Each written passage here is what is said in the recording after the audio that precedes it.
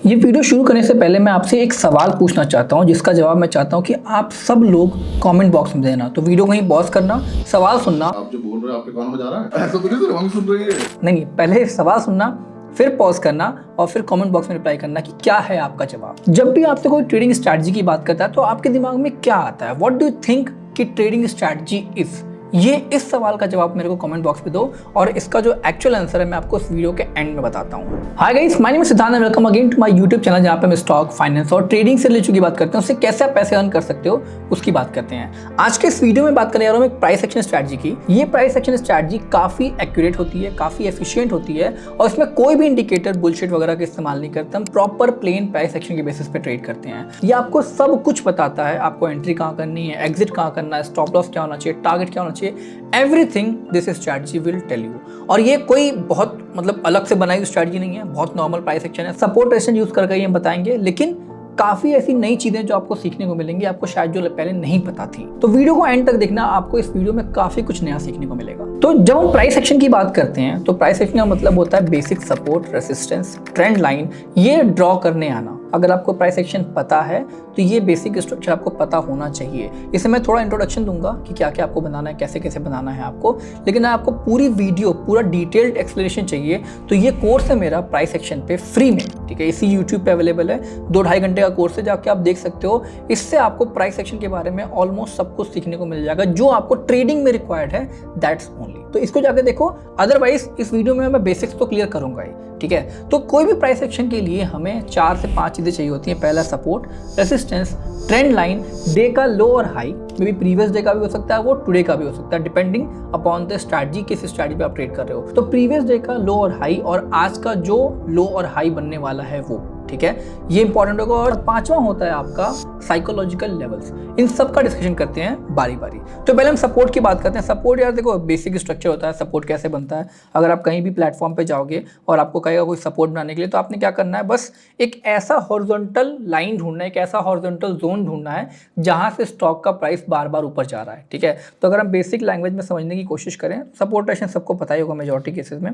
अगर मान लेते हैं ये आपका एक रेंज है जिसमें मार्केट ट्रेड कर रहा है, ठीक है। ये एक रेंज है, मार्केट इसमें ट्रेड कर रहा है और बार बार स्टॉक का प्राइस इस लेवल से ऊपर जा रहा है, ठीक है, इस लेवल से ऊपर जा रहा है, तो दिस वुड बी सपोर्ट। और अगर बार बार स्टॉक का प्राइस इस लेवल से नीचे आ रहा है तो दिस वुड बी रेसिस्टेंस। ये आपका रेसिस्टेंस हो जाएगा और ये आपका सपोर्ट हो जाएगा नीचे वाला, ठीक। ऐसे होता है सपोर्ट रेसिस्टेंस, ठीक। तो अगर आपको एक सीधे हॉरिजॉन्टल लाइन में ऐसा लेवल देखने को मिलता है तो उसको सपोर्ट रेजिस्टेंस बोलते हैं। और यही चीज़ अगर आपको ट्रेंडिंग या डाउन ट्रेंड मार्केट में या फिर अप ट्रेंड मार्केट में देखने को मिले तो उसको हम ट्रेंड लाइन बोलते हैं, ठीक है। अब मैं आपको चार्ट पे बना के सिखाता हूँ कि कैसे एक्चुअल में सपोर्ट रेजिस्टेंस बनाते हैं, जो काफ़ी लोगों को नहीं पता होता है। अगर आपको लगता है कि आपको पता है सपोर्ट रेजिस्टेंस कैसे बनाते हैं, फिर भी आप देखो, शायद आपको नया सीखने को मिल जाए इसमें जो आप शायद ना जानते हो अभी तक, ठीक है। नॉर्मली आप कभी भी सपोर्ट रेजिस्टेंस बनाओगे तो आपको शुरू करना है टॉप टू बॉटम एनालिसिस से, जिसको बोलते हैं हम पहले 1 डे के चार्ट पे आते हैं, फिर आपका 1 आवर के चार्ट पे आते हैं, फिर आपको जिस टाइम फ्रेम पे ट्रेड करना है इंट्राडे में उस टाइम फ्रेम पे आ सकते हो आप। और टाइम फ्रेम कैसे चूज करते हैं इसका भी वीडियो मैंने ऑलरेडी बना रखा है, तो आप वीडियो जाके चेक कर सकते हो, लिंक डिस्क्रिप्शन में होगा या फिर ऊपर कहीं आई बटन पे आ रहा होगा। ओके, तो अगर आप यहाँ पे बैंक निफ्टी देखोगे 1 डे के चार्ट पे, अगर हम देखें यहाँ पे, तो सपोर्ट रेजिस्टेंस रेलेवेंट कौन सा होगा आपके लिए? अगर आप डे ट्रेडिंग कर रहे हो तो जो पास में बन रहा है, वो जो करंट प्राइस के पास में बन रहा है सपोर्ट रेजिस्टेंस, शायद उसी की वैल्यू आपको आपके लिए ज्यादा होगी। अदरवाइज जो दूर है उनका क्या ही मतलब है। देखो, सपोर्ट यहाँ पे भी है, सपोर्ट यहाँ पे भी है, लेकिन यहाँ तक स्टॉक का प्राइस आने वाले कुछ दिनों में नहीं आने वाला है या फिर इंट्राडे में नहीं आने वाला है। तो आप क्या करोगे, जो करंट प्राइस के आसपास के सपोर्ट रेजिस्टेंस है उन पर फोकस करते हैं हम। करंट प्राइस के आसपास का अगर हम देखें तो मार्केट पहले, ठीक है, मार्केट यहाँ पे पहले थोड़ा बहुत रुका, ठीक, फिर ऊपर गया, यहाँ से नीचे आया, फिर ऊपर गया, ठीक है। तो अगर यहाँ पे आया, यहाँ से नीचे गया, फिर ऊपर गया, दैट मीन्स कि दिस इज अ लेवल जहाँ पे मार्केट ने एक बार रेसिस्टेंस लिया। ये एक ऐसा लेवल है जहाँ पे मार्केट ने रेसिस्टेंस लिया होगा, ठीक है। तो हमारे लिए ये इंपॉर्टेंट हो गया बिकॉज ये 1 डे के चार्ट पे है, बिकॉज ये 1 डे के चार्ट पे है, तो हम इसको इंपॉर्टेंट मानेंगे। अब इंपॉर्टेंट मानने का मतलब क्या है कि देखो, कुछ लोग सपोर्ट रेजिस्टेंस कैसे मानते हैं, वो बॉडी पे फोकस करते हैं। बॉडी पे उनका ज़्यादा फोकस होता है कि हम सिर्फ बॉडी को कंसिडर करेंगे, जो विक है उसको कंसिडर नहीं करेंगे, ठीक है। मैं क्या करता हूँ, मैं इन दोनों का जोन बना के चलता हूँ। मेरा मानना यह है कि बॉडी भी इंपॉर्टेंट है, विक भी इंपॉर्टेंट है, तो हम इनका जोन बना के चलते हैं। बेसिकली अगर आपका ऐसे दिखे तो ये लेवल का हम ऐसे जोन बना देंगे, ठीक है। मोस्ट प्रॉब्ली ये ऐसा जोन हो जाएगा कि इस जोन में इस जोन में स्टॉक जितनी बार भी आया, यहाँ पे आया टच किया नीचे, यहाँ पे आया टच किया नीचे, यहाँ पे आया टच किया नीचे, यहाँ पे आया टच किया नीचे, मतलब 4 दिन लगातार इसको तोड़ने की कोशिश करी गई है। चारों दिन स्टॉक या फिर अब जो बैंक निफ्टी की बात करें, बैंक निफ्टी ने मुश्किल से इसको ब्रेक करा है, ब्रेक भी नहीं करा है और नीचे आ गया, ठीक है। लेकिन जिस दिन ब्रेक किया उसके बाद मार्केट ऊपर गया, एक मोमेंटम अच्छा मिला में। ओके, दैट मीन्स कि दिस इज इंपॉर्टेंट लेवल। अगर हम प्रीवियस डे की बात करें, जिस दिन मार्केट अभी ओपन था 28 तारीख को, तो 28 तारीख को भी स्टॉक ने वहीं से रिवर्सल लेना शुरू किया है। तो this is an important level आपके लिए। पहले ये रेसिस्टेंस था, ठीक है, अब ये सपोर्ट हो रखा है, तो सपोर्ट ऐसे ड्रॉ कर सकते हो आप 1 डे के चार्ट पे, ठीक। अगर आप यहाँ पे देखोगे, ओके, अगर अभी हम रेसिस्टेंस की बात करें तो करंट प्राइस के आसपास जो रेसिस्टेंस मिल रहा है वो है यहाँ पे, ओके। इस लेवल पे स्टॉक बार बार आ रहा है, ठीक है, बार बार आ रहा है, कोशिश कर रहा है ऊपर जाने की, लेकिन वो नहीं निकल पा रहा है। अब यहाँ पे बहुत इंपॉर्टेंट पॉइंट है नोट करने वाला कि ये जो लेवल है जिसकी बात हम अभी कर रहे हैं, ये सिर्फ और सिर्फ रेसिस्टेंस नहीं है, ये लाइफ टाइम हाई है। लाइफ टाइम हाई या फिर लाइफ टाइम लो अपने आप में बहुत इंपॉर्टेंट लेवल होता है। निफ्टी में, बैंक निफ्टी में शायद आपको लाइफ टाइम लो ना देखने का मौका मिले, और यही हम मनाएंगे कि ना देखने का मौका मिले, आपकी मुंह में घी शक्कर। But as an option buyer आपको कोई दिक्कत नहीं है। अगर वो देखने का मौका मिलता है तो आप आराम से पैसे कमाओगे, बट मैं ही नहीं चाहूँगा कि वो देखने का मौका मिले। तो life time high most probably आपको हमेशा देखने को मिलेगा। लाइफ टाइम हाई अपने आप में ही एक बहुत इंपॉर्टेंट लेवल होता है। अगर आप ध्यान दोगे तो ये जो लेवल है, ब्रेक होने से पहले ये भी लाइफ टाइम हाई था, ठीक है। ब्रेक होने से पहले ये भी लाइफ टाइम हाई था। 1 दिन, 2 दिन, 3 दिन, 4 दिन तोड़ने की कोशिश की गई, नहीं ब्रेक हुआ। लेकिन जब ब्रेक हुआ तो एक बड़ी मोमेंटम आई, मतलब अगर ये ब्रेक होगा तो एक बड़ी मोमेंटम आएगी, ये ध्यान देना आप, ठीक है। तो सपोर्ट रेजिस्टेंस हो गया, कैसे हम बना रहे हैं, डेली टाइम फ्रेम पे बना लिया हमने। उसके बाद हम टॉप टू बॉटम एनालिसिस करें तो हम नीचे आएंगे, थोड़ा 1 आवर पे आ गए। 1 आवर पे आके देखा कि जो करंट प्राइस है उसके आसपास क्या चल रहा है। 1 आवर पे करंट प्राइस के आसपास अगर हम देखें तो ये एक लेवल है जहाँ पे स्टॉक काफ़ी रुका हुआ है, ठीक है। यहाँ पे कई बार इसने रुका है, ये रहा आपका एक लेवल जिसको हम रेसिस्टेंस मान सकते हैं, ठीक, ओके, ये रेसिस्टेंस मान सकते हैं। अगर देखा जाए तो इसके पहले भी स्टॉक ने यहाँ पे एक रिवर्सल दिया था, ओके, इसके पहले भी यहाँ पे इस पर्टिकुलर लेवल पे एक रिवर्सल दिया था और अभी भी दे रहा है, तो ये भी एक इंपॉर्टेंट लेवल हो गया। तो आपका ये सपोर्ट हो गया, रेसिस्टेंस हो गया, ओके, ये सपोर्ट रेसिस्टेंस। तो इस तरीके से आप सपोर्ट रेसिस्टेंस ड्रॉ कर सकते हो। ध्यान ये देना है आपको कि करंट प्राइस के आसपास अगर होगा तभी आपको ट्रेड मिलेगा, इंट्राडे में स्पेशली। अगर करंट प्राइस के आसपास नहीं है तो ट्रेड करोगे कहाँ पे, वहाँ तक पहुँच ही नहीं पाएगा। अगर सपोर्ट रेसिस्टेंस कोई मतलब ही नहीं है, तो ये सपोर्ट रेसिस्टेंस बनाने का तरीका है। अब जो हम टॉप टू बॉटम एनालिसिस कर रहे हैं उसमें डे वाले का कब इस्तेमाल आएगा। जैसे मान लो ट्रेड करते करते किसी एक दिन मार्केट किसी एक दिन इससे ऊपर पहुँच गया, जो 1 डे पे आपने ये लेवल्स बनाए हैं, जैसे मान लो किसी दिन ट्रेड करते करते यहाँ तक पहुँच गया, आपका ऊपर गया, एक दिन आपको यहाँ पे मिला, तो आप फिर अब सब कुछ छोड़ के 1 डे पे फोकस करोगे कि भाई ये ब्रेक होना चाहिए, ठीक। जब ये ब्रेक हो जाएगा तो आपको एक बड़ा ट्रेड मिलेगा, तो अब इस पर फोकस करो कि ये काफ़ी इंपॉर्टेंट लेवल है। जस्ट बिकॉज ये सपोर्ट रहे रेजिस्टेंस इसलिए नहीं, ये 1 डे पे आपका लाइफ टाइम हाई भी है, सपोर्ट रेजिस्टेंस भी है, दैट्स वाई ये काफ़ी इंपॉर्टेंट लेवल होगा। तो हम आगे बना फिर 15 मिनट पे हम जो चार्ट होता है, 15 मिनट के चार्ट पे हम एग्जीक्यूशन करते हैं, ठीक है।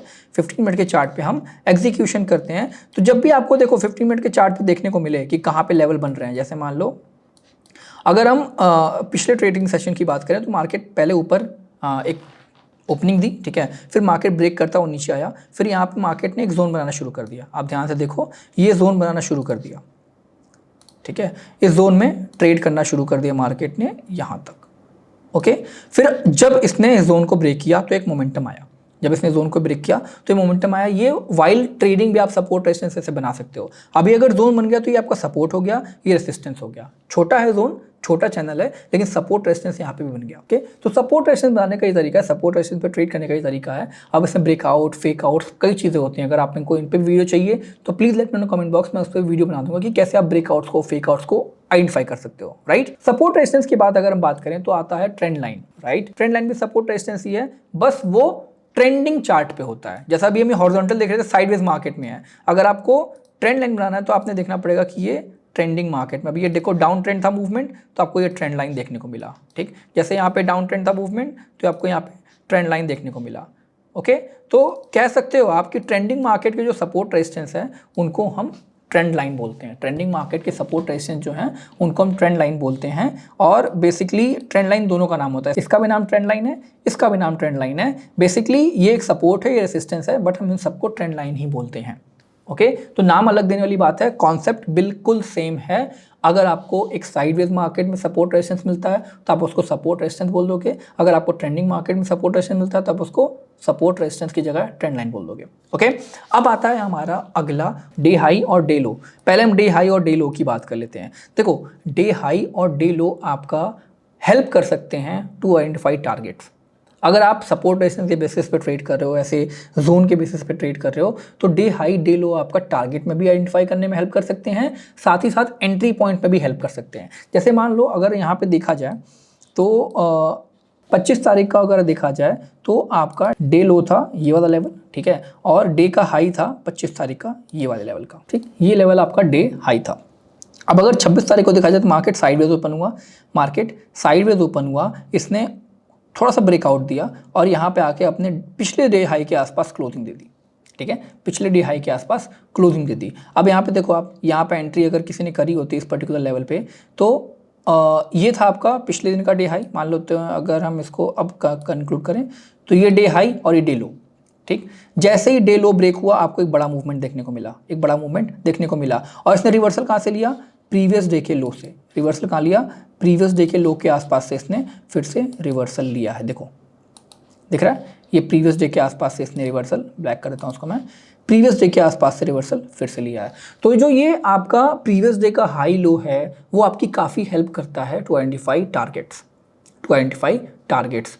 क्लोजिंग और ओपनिंग का भी अपना अलग आप कह लो कि मतलब होता है। अगर उस पर भी वीडियो चाहिए तो let me know in the comment box, मैं उस पर वीडियो बना दूंगा कि क्लोजिंग और ओपनिंग का क्या मतलब होता है, क्या उनका क्या बोलते हैं, क्या मैं क्या बताऊं, मैं क्या बताऊं। अगर आपको उस पर वीडियो चाहिए तो let me know in the comment box में बता दूंगा कि क्लोजिंग और ओपनिंग का क्या सिग्निफिकेंस होता है। ओके तो ये आपका हो गया प्रीवियस डे का लो, प्रीवियस डे का हाई। मैं नहीं कहूँगा कि आप 2 दिन से ज़्यादा का previous day high low consider करो, वरना बहुत सी लाइनें बन जाएंगी, ठीक है। तो अगर आप आज ट्रेड कर रहे हो तो आज से एक दिन पहले का हाई लो कंसिडर कर सकते हो और उससे एक दिन पहले का हाई लो कंसिडर कर सकते हो। ओके ये 2 दिन का कंसिडर करोगे इट्स ओके, इससे ज़्यादा मत करना, अदरवाइज बहुत लाइनें बन जाएंगी और आपको कोई ढंग का टारगेट नहीं मिल पाएगा, राइट। अब आते हैं साइकोलॉजिकल लेवल पे, ठीक है। साइकोलॉजिकल लेवल जो होता है वो इसलिए इंपॉर्टेंट होता है क्योंकि वो हमेशा नहीं आता है। जो सबसे स्ट्रॉन्ग साइकोलॉजिकल लेवल्स होते हैं हम उनको 500 के नंबर्स में देखते हैं, इन बैंक निफ्टी स्पेशली, जैसे 46,500, ठीक है, जैसे 47,000, ओके, जैसे 46,000, जैसे 45,500। ये जो लेवल्स हैं 500 के गैप्स पे जो लेवल आते हैं ये काफ़ी इंपॉर्टेंट साइकोलॉजिकल लेवल्स होते हैं, ठीक है। कंसिडर तो लोग करते हैं हर 100 के गैप वाला साइकोलॉजिकल लेवल कंसिडर करते हैं, लेकिन मुझे लगता है जो 500 के गैप पे आते हैं वो काफ़ी ज़्यादा इंपॉर्टेंट होते हैं एज़ कम्पेयर टू जो 100 पे आते हैं, ठीक। तो जब भी आपको 500 वाले नंबर्स में देखिए 46,500, 47,000, 47,500, तो ये बहुत इंपॉर्टेंट होते हैं, इन पे आप जरूर ध्यान देना, ठीक। और 500 से भी ज़्यादा इंपॉर्टेंट होता है होल नंबर, जैसे 46,000, 47,000, ये और इंपॉर्टेंट होते हैं, ओके। तो इनको भी साइकोलॉजिकल लेवल, जैसे मान लेते हैं अगर आपने किसी ट्रेड में एंट्री ली और वो 46,000 के पास पहुंच रहा है, आपका टारगेट उससे ऊपर है, तो आई सजेस्ट कि आप 46,000 में बुक कर लो कुछ प्रॉफिट, क्योंकि वहाँ से रिवर्सल आने के चांसेस हो सकते हैं, ओके। तो ये आपकी इसमें भी हेल्प कर सकते हैं। ये हो गया बैंक निफ्टी का। निफ्टी में भी आप ऐसे ही साइकोलॉजिकल लेवल आइडेंटिफाई कर सकते हो, 96,500, 96,700 ऐसे करके, ठीक है। निफ्टी में छोटा भी रखोगे तब भी चलेगा। तो ये सारे लेवल्स होते हैं जिनका आपको इस्तेमाल करना है। हमने पढ़ा सपोर्ट रेजिस्टेंस, हमने पढ़ा ट्रेंड लाइन, हमने पढ़ा साइकोलॉजिकल लेवल्स, हमने पढ़ा डे हाई डे लो, ठीक। ये आपकी हेल्प करते हैं। अब इनको इस्तेमाल कैसे करना है वो आगे समझते हैं। अब स्ट्रैटेजी का पहला पार्ट आता है कि आपको एंट्री कहाँ करनी है, ठीक। कभी भी एंट्री किस पर्टिकुलर लेवल पे करोगे आप वो समझते हैं हम। बट उससे पहले एक चीज जो मैं आपको पॉइंट आउट करना चाहूंगा वो है कि आपको मार्केट में एंट्री कब करनी है, शुरू कब करना है ट्रेड करना, ठीक है। 9:15 से लेकर 9:45 तक का जो टाइम है बहुत वॉलेटाइल होता है। अगर आप ऑप्शन बायर हो, बिगिनर हो, तो आपके लिए बहुत मुश्किल का समय होगा ये, ठीक। एक्सपीरियंस होने के बाद आप इस मोमेंटम को जो है कैप्चर कर पाओगे और काफ़ी अच्छा प्रॉफिट भी अर्न कर पाओगे। लेकिन अगर आप एक बिगिनर हो तो 9:45 के पहले मार्केट में एंट्री करना is going to be very difficult for you. उसके पहले एंट्री मत करना, उसके बाद ही आना, ठीक है। 9:45 खत्म हो गया, उसके बाद मार्केट क्या करता है, या तो डायरेक्शनल मूव देगा या तो साइडवेज हो जाएगा। अब देखो 2 तरीके के जोन बनते हैं, मार्केट 2 तरीके के जोन में ट्रेड करता है। या तो एक जोन जो उसी दिन बनाता हो, ठीक है, या तो एक ऐसा जोन होगा जो उसी दिन बनाएगा। लेट्स से एग्जांपल की अगर हम बात करें तो आप एग्जांपल देख सकते हो यहाँ पे, ठीक। मार्केट एक ओपनिंग दी, ओपनिंग में बहुत बड़ा मूव दिया, लेकिन उसके बाद पूरे दिन जोन बनाया और फिर ब्रेकआउट किया। तो ये जोन उसी दिन बना है, ये जोन पहले से नहीं बना हुआ था, ये जोन उसी दिन बना है, ये भी ब्रेकआउट देता है, ठीक है। और एक जोन होता है जो आपका पहले से बना होता है, उसमें ही ट्रेड कर रहा हो मार्केट, जैसे हम इस ट्रेंड लाइन की बात करते हैं, ठीक है। अब देखो ये ट्रेंड लाइन देखो, ये ट्रेंड लाइन का जोन जो है आप अगर ध्यान से देखोगे तो कब से है,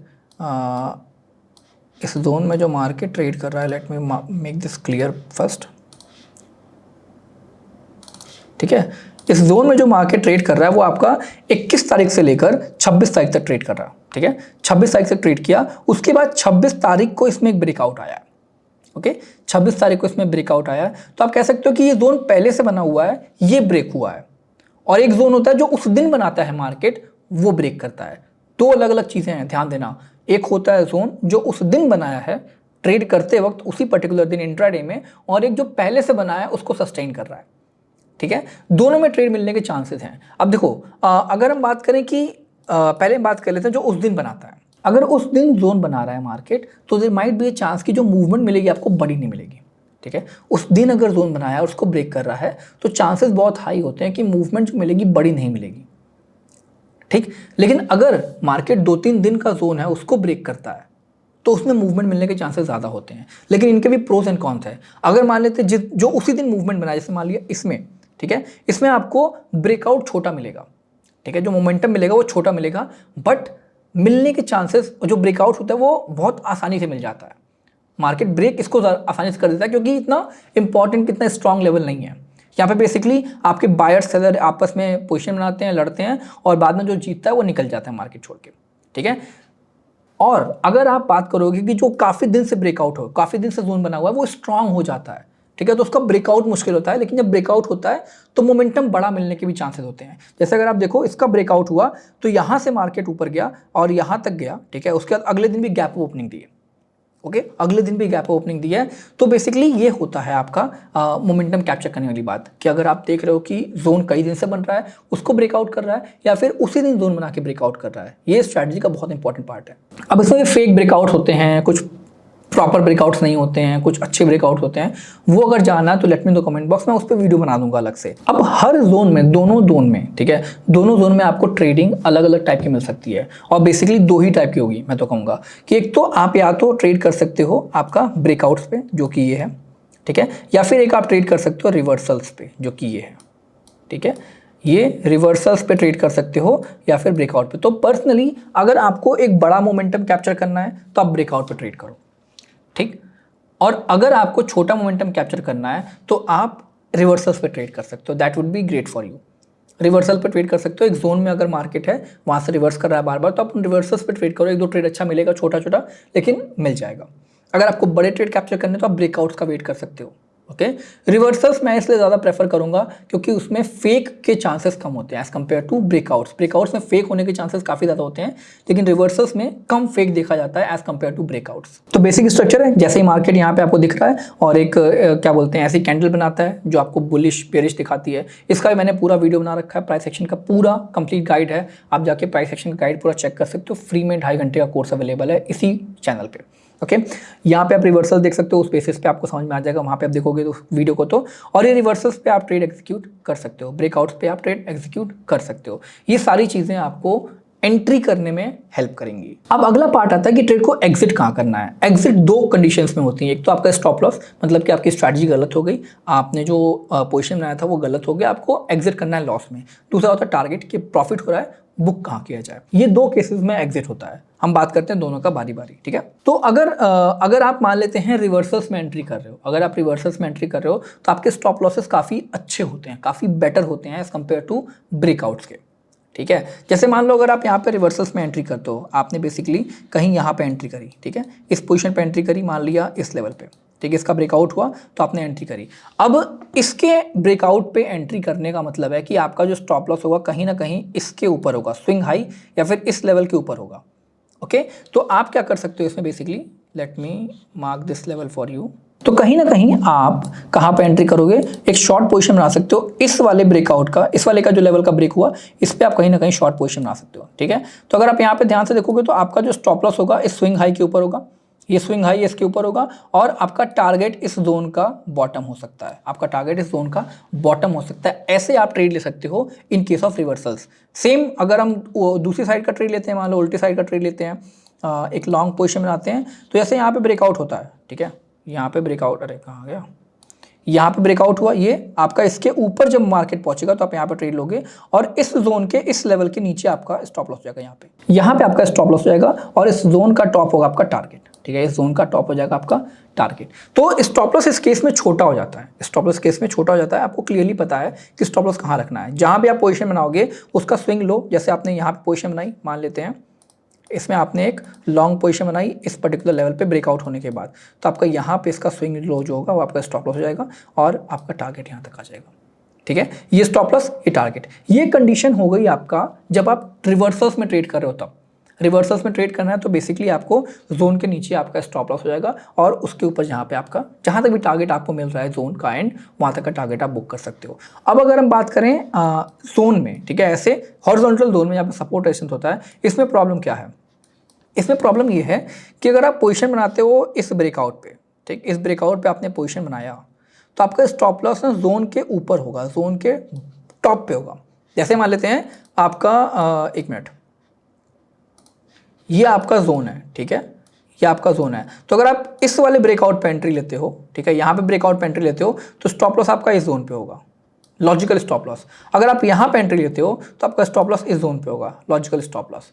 इसलिए जब भी जितना बड़ा जोन होता है आपका लॉसेस के चांसेस उतने बढ़ जाते हैं।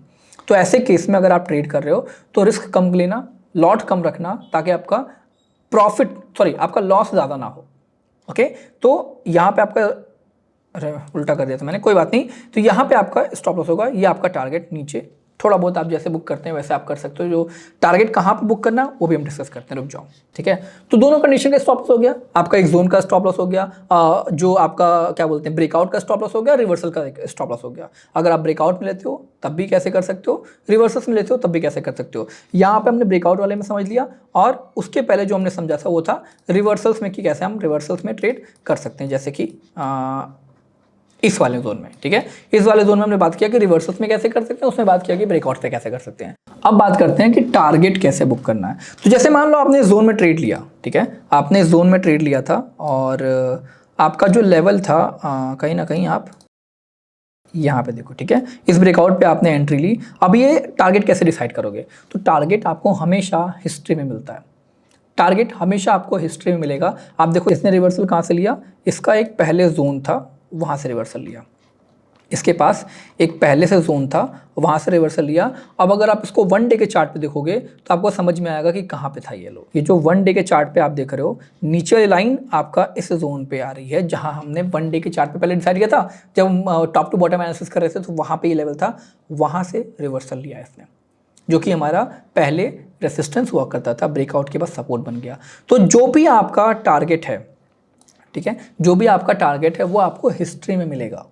जैसे कि मान लो यहाँ पे भी देखते हैं, ओके, तो यहाँ पे जब आप एंट्री करते हैं, यहाँ पे आप एंट्री करते हैं, मान लेते हैं इस ब्रेकआउट पे आप एंट्री कर रहे हो, ठीक है, इसके ब्रेकआउट में आपने एंट्री करी, तो जो भी आपका यहाँ पे एंट्री होगा, टारगेट क्या होगा? पहले तो प्रीवियस डे का हाई, प्रीवियस डे का हाई पहले टारगेट होगा आपके लिए, जैसे कि यहाँ पे था, ठीक है, ये प्रीवियस डे का हाई था, ये आपके लिए पहला टारगेट होना चाहिए, क्योंकि बहुत इंपॉर्टेंट लेवल होता है प्रीवियस डे का हाई। हमेशा हाई और लो दोनों बहुत इंपॉर्टेंट होते हैं। अगर ये ब्रेक कर गया, ये ब्रेक कर गया, तो आप ढूंढो कि कहाँ पे मिल रहा है रुकावट। यहाँ पे रुकावट मिलेगी, यहाँ रुकावट मिलेगी, यहाँ रुकावट मिलेगी। आपको कहाँ कहाँ रुकावट मिल सकती है? देखो कहीं भी रुक सकता है मार्केट, ऐसा नहीं है कि आपको मतलब हर जगह अच्छा ही ट्रेड मिल जाएगा। देखो यहाँ पे एक रुकावट मिली, यहाँ पे मार्केट को रुकावट मिलती है, यहाँ पे आपका दूसरा टारगेट हो सकता है। अगर ये भी ब्रेक कर दिया तो ये आपका एक टारगेट और हो सकता है, यहाँ पे रुकावट मिल सकती है मार्केट को, ठीक है। उसके बाद आपका मार्केट को यहाँ पे भी रुकावट मिल सकती है। तो ये जो सारे स्विंग बने हुए हैं ना, ये सब के सब आपके लिए टारगेट का काम करते हैं। आप सोचो कि पूरा बैठ के ये पूरा मैं कैप्चर कर लूँ तो वो बहुत मुश्किल है, ये पूरा आप नहीं कैप्चर कर पाओगे। अगर आपने ये कैप्चर कर लिया या फिर यहाँ से यहाँ तक ये कैप्चर कर लिया, बहुत है, बहुत ज़्यादा है, ठीक है। तो यहाँ तक की मत कोशिश करना, ये आपका ऐसे टारगेट भी बुकिंग कर सकते हो आप, ठीक है। टारगेट पे और वीडियो चाहिए, अगर आपको टारगेट पे और अच्छी से वीडियो चाहिए, एक अलग एक्सप्लेनेशन चाहिए, तो let me know comment box में टारगेट कैसे सेट करते हैं उस पर अलग एक वीडियो बना दूंगा। तो ये था पूरा आपका ट्रेडिंग स्ट्रैटेजी। और जो हमने क्वेश्चन पहले पूछा था कि ट्रेडिंग स्ट्रैटेजी होती क्या है, उसका जवाब मैं आपको देता हूँ। अब कोई भी ट्रेडिंग स्ट्रैटेजी अगर बना रहे हो आप, तो उसमें 3 चीज़ें होना बहुत इंपॉर्टेंट है। पहला, आपको एंट्री कहाँ करनी है, किसी भी ट्रेड में आपको एंट्री कहाँ करनी है, ये इस स्ट्रैटेजी में होना इंपॉर्टेंट है। दूसरा, आपका एग्जिट क्या होगा अगर आपकी स्ट्रैटेजी गलत हो रही है, दैट मीन्स कि स्टॉप लॉस क्या होना चाहिए। कोई भी ट्रेडिंग स्ट्रैटेजी अगर आपको स्टॉप लॉस नहीं दे रही है, दैट मीन्स कि वो गलत स्ट्रैटेजी है, उस पर कभी भी ट्रेड मत करना। कितनी भी एक्यूरेट हो, एक ट्रेड में आपका सारा प्रॉफिट ले जाएगी, ठीक। और तीसरा होता है आपका एक logical target, logical stop loss, logical target. तीनों चीजें लॉजिकल होनी चाहिए, entry logical, stop loss logical और टारगेट लॉजिकल। अगर ये 3 चीजें आपको कोई भी स्ट्रैटेजी दे रही है, दैट मीन्स कि उस पर आप ट्रेड कर सकते हो। बाकी रिस्क मैनेजमेंट, साइकोलॉजी, वो सब अलग चीजें हैं। तो ये 3 चीजें अगर आपको कुछ कहीं भी मिल रही है किसी भी स्ट्रैटेजी में, तो ही उसको चुनना, अदरवाइज कोई फायदा नहीं है। तो हमने इसमें आपको एंट्री बता दिया, हमने इसमें आपको टारगेट बता दिया, हमने आपको उसमें स्टॉप लॉस भी बता दिया, और एक सिंगल इंडिकेटर का इस्तेमाल नहीं किया गया इसमें। Plain and perfect options trading with the help of price action. So that's it for this video. Till then bye bye, take care. मिलते हैं अगली वीडियो में। अगर आपको वीडियो पसंद आई तो आप लाइक कर सकते हो, शेयर कर सकते हो, और जो भी कमेंट सेक्शन में बोलना है, अच्छा बुरा बोल सकते हो। Till then